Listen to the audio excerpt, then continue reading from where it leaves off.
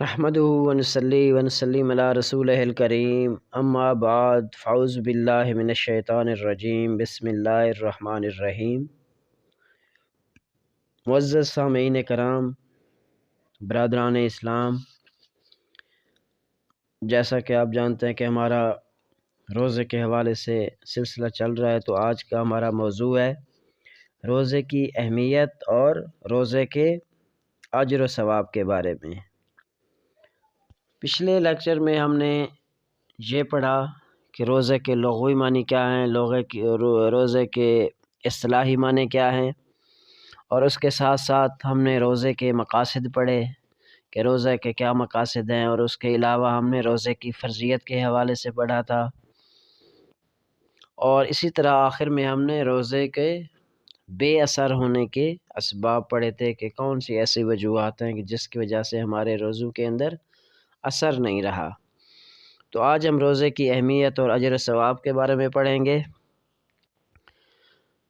جو روزے نبی کریم صلی اللہ علیہ وآلہ وسلم کے قول کے مطابق ایمان اور احتساب کے ساتھ رکھے جائیں تو ان کا ثواب بہت زیادہ ہے۔ کہ لاسٹ لیکچر میں ہم نے پڑھا تھا کہ آپ صلی اللہ علیہ وسلم کی حدیث مبارکہ تھی کہ بہت سے یعنی ایمان اور احتساب کے ساتھ رکھے گئے روزے سے پچھلے تمام گناہ کیا ہیں معاف ہو جاتے ہیں۔ اسی طرح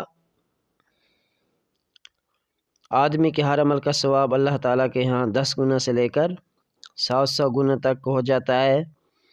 یعنی رمضان المبارک کے اندر جو بھی ہم نیک کام کرتے ہیں باقی عام دنوں کی نسبت اس کے مقابلے میں رمضان میں 10 گنا سے لے کر 700 گنا تک اس نیک اعمال کا اجر اور ثواب بڑھ جاتا ہے۔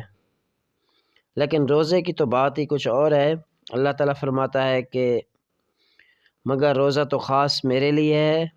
اس لیے اس کا ثواب میں اپنی مرضی سے جتنا چاہوں گا دوں گا۔ یعنی روزہ جو ہے ایک طرح سے اللہ اور بندے کے درمیان ایک راز ہے، کیونکہ جو شخص روزہ رکھتا ہے یا تو اس کو معلوم ہوتا ہے کہ وہ اس نے روزہ رکھا ہوا ہے، یا تو صرف اللہ کی ذات جانتی ہے کہ ہاں اس بندے کو روزہ ہے۔ یعنی روزہ انسان اور اللہ کے درمیان ایک لحاظ سے راز ہے، پردہ ہے، جس کو صرف روزہ رکھنے والا اور اللہ کی ذات جانتے ہیں۔ اسی طرح ایک اور جگہ پر ارشاد فرمایا کہ جو شخص اس رمضان میں کسی روزہ دار کو افطار کرائے گا وہ اس کے گناہوں کے لیے معافی کا سبب ہے، اور وہ خود کو نار جہنم سے بچا لے گا، اور اسے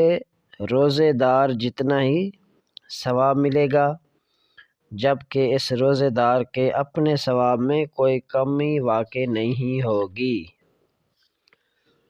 یعنی جو کوئی بندہ کسی روزے دار کو افطاری کراتا ہے، کسی روزے دار کا روزہ افطار کراتا ہے، تو اس بندے کو تو ثواب ملے گا ہی ملے گا، لیکن روزہ افطار کرنے کی وجہ سے اس کو دگنا اجر ملے گا۔ اسی طرح یہود اور عیسائی مذہب کے لوگ 10 محرم یعنی یوم عاشوراء کا روزہ رکھتے تھے، اور چاند کے حساب سے ہر مہینے کی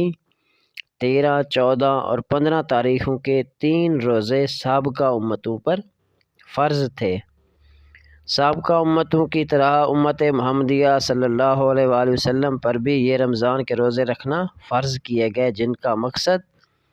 امت مسلمہ کو تقوی اور پرہیزگاری عطا کرنا ہے۔ آپ صلی اللہ علیہ وآلہ وسلم کا ارشاد ہے کہ جو شخص ایمان کے ساتھ اور طلب ثواب کے لیے روزہ رکھتا ہے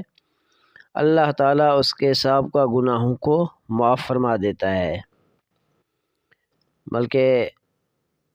آپ صلی اللہ علیہ وسلم کی حدیث مبارکہ سے ہمیں یہ بھی معلوم ہوتا ہے کہ اللہ تعالیٰ نے بھی ارشاد فرمایا کہ روزے دار کے لیے 2 خوشیاں ہیں، ایک افطار کے وقت اور دوسری خوشی اپنے رب سے ملاقات کے وقت۔ یعنی روزے دار کے لیے 2 خوشیاں ہیں، ایک تو خوشی وہ ہے کہ جب وہ روزہ افطار کرتا ہے، اور دوسری وہ جب اللہ کے ہاں پیش ہوگا، اللہ کی بارگاہ میں جائے گا اور اللہ سے ملاقات کرے گا، اور یہ ملاقات صرف روزہ دار کے لیے اللہ تعالیٰ نے مقرر کی ہے۔ اسی طرح روزہ دار کے منہ کی بو اللہ تعالیٰ کے نزدیک مشک کی خوشبو سے زیادہ پسندیدہ ہے۔ یعنی آپ صلی اللہ علیہ وسلم کی حدیث مبارکہ ہے کہ روزہ دار کے منہ کی جو بو ہے اللہ تعالیٰ کے نزدیک مشک کی خوشبو سے زیادہ پسندیدہ ہے۔ اسی طرح آپ صلی اللہ علیہ وآلہ وسلم کی ایک اور حدیث مبارکہ ہے کہ جب رمضان شروع ہوتا ہے تو آسمان اور جنت کے تمام دروازے کھول دیے جاتے ہیں اور شیاطینوں کو زنجیروں میں جکڑ دیا جاتا ہے۔ اسی طرح آپ صلی اللہ علیہ وسلم کی ایک اور حدیث مبارکہ ہے کہ روزہ دار اور قرآن قیامت کے دن بندہ مومن کے حق میں شفاعت کریں گے۔ تو یہ وہ تمام احادیث مبارکہ ہیں جن سے ہمیں روزے کی اہمیت اور روزے کے اجر و ثواب کے بارے میں پتہ چلتا ہے۔ یعنی آپ کے آقا اور مولا ہمارے پیارے نبی حضرت محمد مصطفیٰ خاتم النبیین صلی اللہ علیہ وآلہ وسلم کی بہت ساری احادیث مبارکہ ہیں جن سے ہمیں روزے کے اجر و ثواب کے بارے میں معلوم ہوتا ہے۔